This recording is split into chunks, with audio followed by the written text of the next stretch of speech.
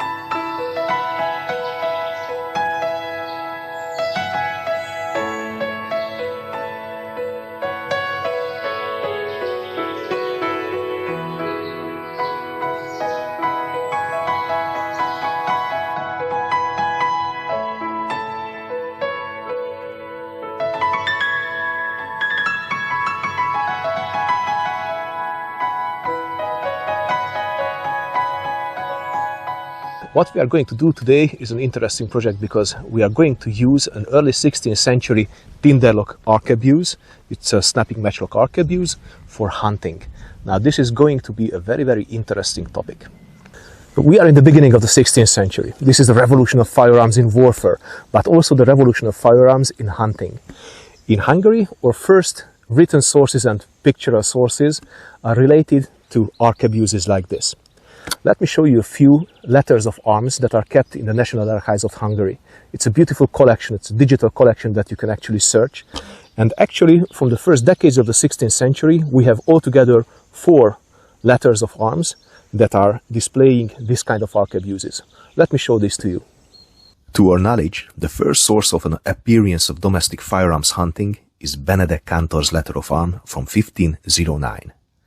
The letter records how Benedek Kántor shot a red deer with a gun in Gömör County in the presence of the king. Lock mechanism is not visible on the weapon, so it can be a handgun. But the hold and the full stock indicates that it is rather an early arquebus. Our next source is the coat of arms of Balázs Radák from 1514, in which the Hungarian soldier shoots an Ottoman archer with a gun. The firearm seen in Radák's hand can be perfectly identified. A button trigger, full-stocked, tinder-lock arquebus with a ramrod. Our third source is the coat of arms of András Bicskei from 1520, in which Bicskei shoots a swan with an arquebus.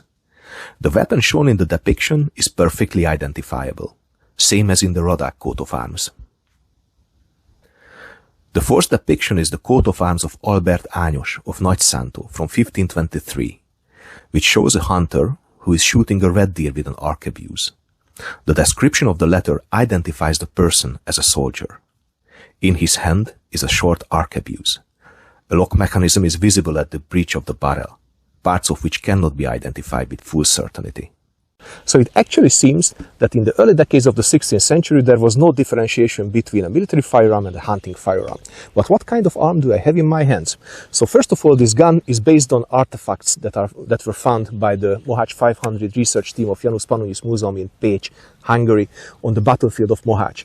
We had a breech piece like this, a broken breech, and also a hammer like this. They are all related to snap matchlock guns.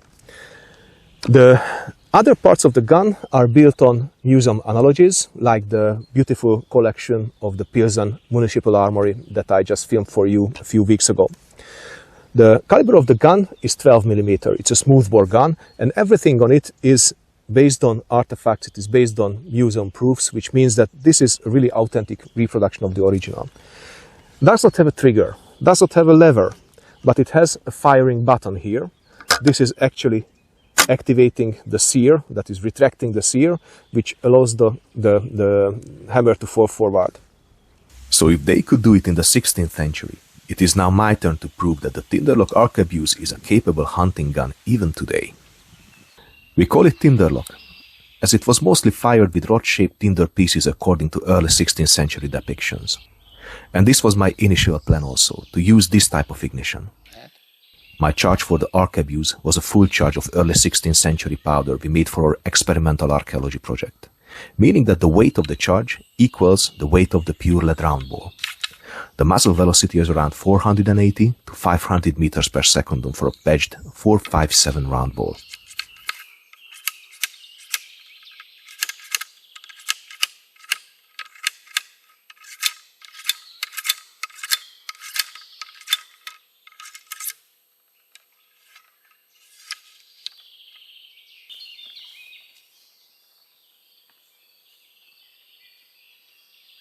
These territories are entirely undisturbed in the summertime. Both are excellent hunting grounds. We start the journey in Kishik, and the goal is to get a yearling for the family table and for the sake of science. Due to the complicated handling of the matchlock, we decided to hunt from a stand. It seemed more feasible to manage the tinder sticks while sitting at a good position. My plan was to light the tinder just at the very last moment so the strong smell does not bother the game. I hoped I'll have enough time for the procedure.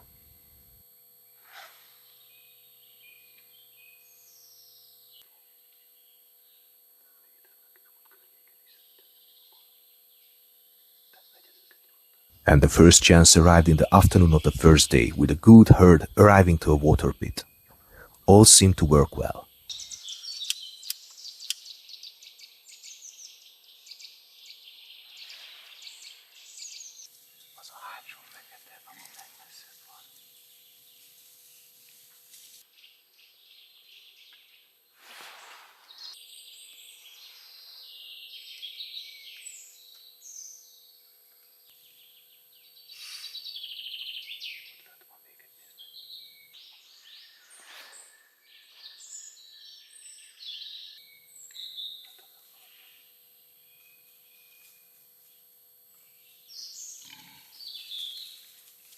But I was hesitating too long.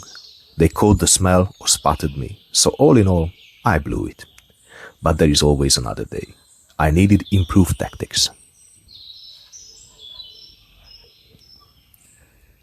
So this 12 mm bore is smooth, which means that the maximum distance I will be able to shoot with this gun is probably not more than 50-60 meters. This is the distance where I can keep the points of impact with a hunting load, with a large hunting load in, let's say, 10 centimeter circle. That should be enough for a smaller wide bore. But it could also be rifled, because in the very end of the 15th century and in the first decades of the 16th century, the rifling also appears. There is a gunsmith in Vienna and there's a gunsmith in Nuremberg who are associated with inventing the rifling. First, the rifling was nothing more than grooves cut into the bore, absolutely in axis with the bore axis, which means that they were parallel to the axis of the bore. They did not spin the bullet. It was only used for keeping the fooling under control, because with cutting these grooves into the barrel, you increase the surface. So which means that with the same charge, the fooling of the charge will spread on a much larger surface, therefore your gun will be loadable for a longer time. Now, When the rifling was designed to be spinning the bullet, that's a good question. That's a good question, but it is sure that in the 20s, the 1520s, they are already in the spiral form. The concept for spinning the bullet, the projectile, for more accuracy was known in the age, because this is actually how the arrows and how the crossbow bolts were constructed in the age. So the question is when it was first implemented in a firearm. We don't exactly know the date, but we surely know that in the 1520s it was existing. In fact, on the battlefield of Mohács, we found one projectile that has rifling marks on it. It is not easy to say that this is related to this early 16th century conflict, because there were several other smaller engagements on this field. But further research can prove that probably the Battle of Mohács was one of the first that was incorporating rifle-armed soldiers, which could be a blast. So the gun is an accurate copy, but for a complete experimental archaeology project, we have to replicate the charge as well. If you followed my channel, then you know that we replicated 5 of the early 16th century gunpowders. They are made and mixed according to the original recipes, which means that they are, let's say, very fair copies of the original. That can probably deliver the same kind of ballistics that was expected from these guns in the early 16th century as well. Now, the quality of the powder is one question, and the other question is how much powder I should charge behind the ball. And we have sources for that as well. We have Italian sources like Giorgio Martini, who states that 80% to 100% of the weight of the bullet should be the weight of the powder as well. So, which means that if we weigh the bullet and we use the same kind of powder charge, the same weight powder charge, then we are not doing anything bad.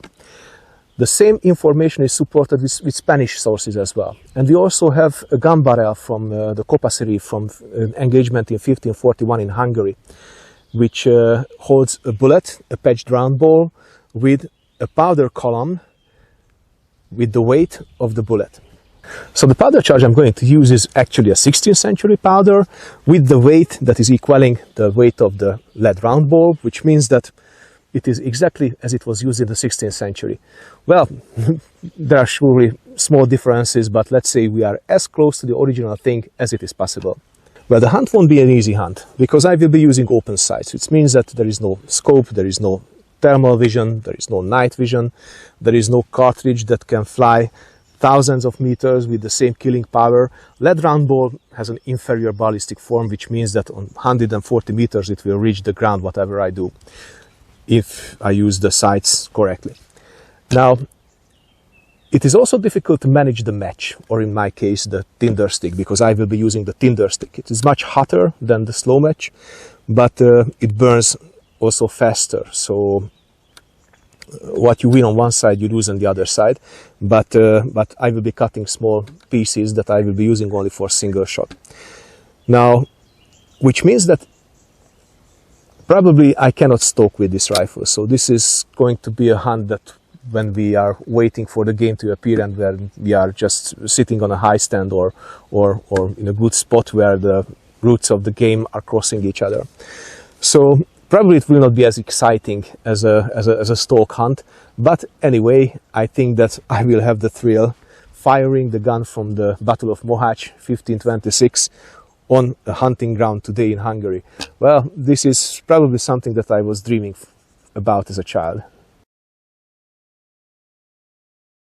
These hunting grounds differ a lot from other places. First of all, it is forbidden to hunt after sunset most parts of these areas. Second, the possibility to use modern thermal on night vision scopes is strongly limited. Third, there are long time periods without disturbing the game. The result is very favorable for the traditional hunter. Despite that these areas are true open ranges, the game moves in daytime as well. This is the second day going after wild boars, and the plan was the same. Wait at a high stand near water so we can select our yearling. And the new chance arrived with the last lights of the day. The solo wild boar with a worn, probably sick fur could have been a good option. The distance was not more than 50 meters, but the light was already very weak.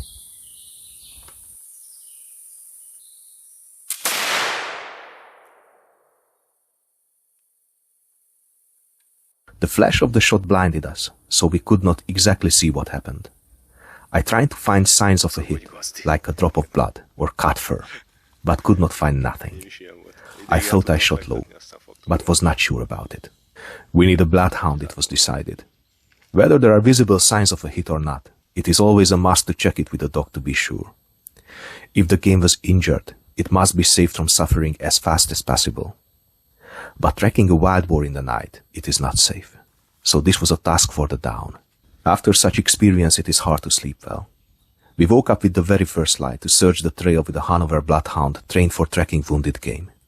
The dog showed no signs of a hit. No blood, no fur, not any sign. Just to be sure, we made large concentric circles to find something. But all the results were negative, meaning I made a clear miss. Much better than wounding the game.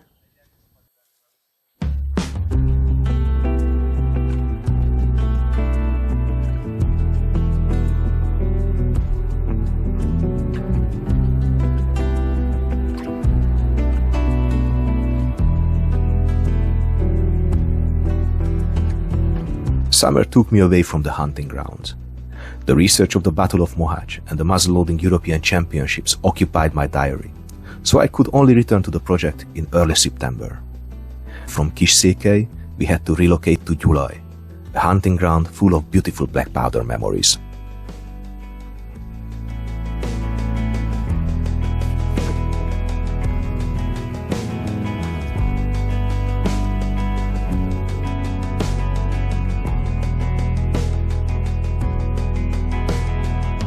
Making fire is one of the basics of all survival skills.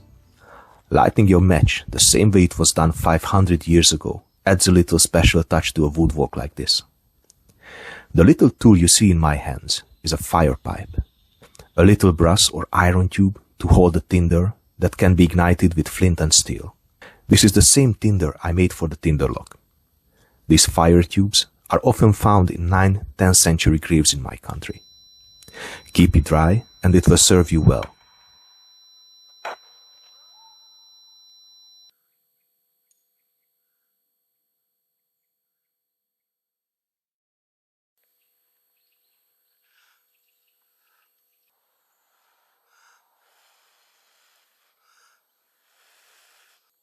Once you don't need it, just cut the flow of oxygen and voila, you turned off your 16th century lighter.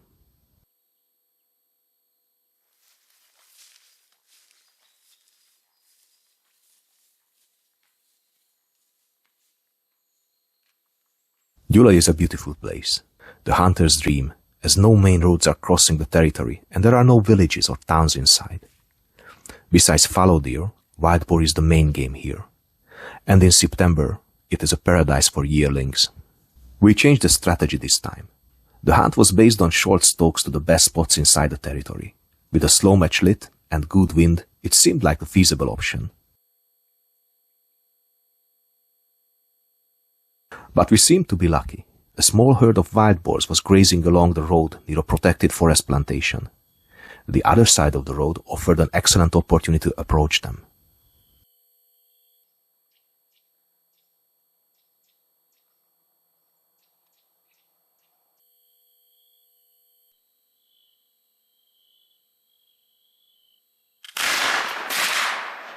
The shot was fired offhand from 45 to 50 meters.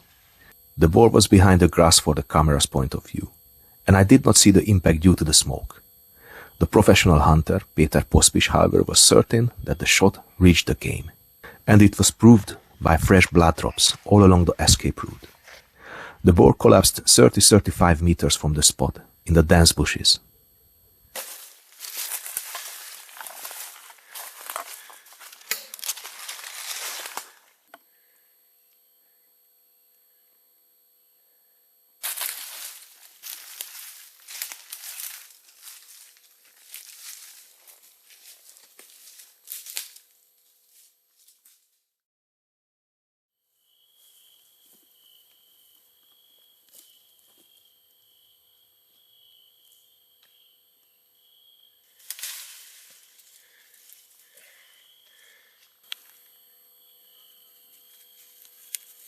The last bite, a branch to cover the wound, are for the respect of the game, and the branch to the hunter as a sign of the success are the last accords of a hunt before opening the game.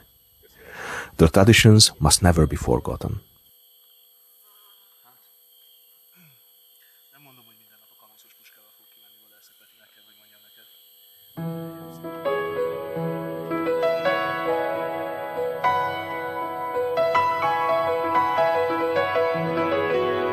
The 4.57 lead round ball hit a rib on entry and exit as well. The entry wound was the size of the round ball, while the exit wound was twice as big. The bullet penetrated through the important blood vessels of the heart and the lungs, causing a fast death.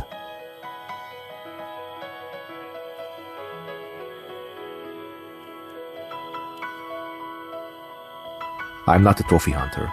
I do this for the passion and the meat. So I love to open the game and process the meat all by myself. And I especially love the dinner of the first night. I adore the sacrality that I delivered food to the family table, just as it was done 500 years ago.